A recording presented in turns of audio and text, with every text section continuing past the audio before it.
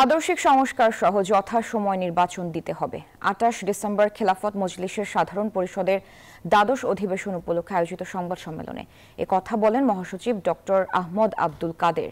মঙ্গলবার দলটির কার্যালয়ে এই সংবাদ সম্মেলনের আয়োজন করে খেলাফত মজলিস। এ সময় দলটির মহাসচিব ডক্টর আহমদ আব্দুল কাদের জানান, ঢাকার সোহরাওয়ার্দী উদ্যানে এবারের অধিবেশন অনুষ্ঠিত হবে। তিনি বলেন, আইন শৃঙ্খলা পরিস্থিতির ঠিক হয়নি এখনো।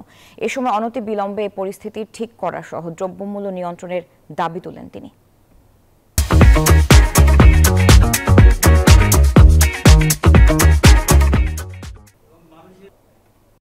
এখন তো আমরা আশা করছি তিনি কথা দিয়েছেন। আমি মনে করি না যে ইউনূস সাহেব কথা ব্যর্থ ঘটাবেন।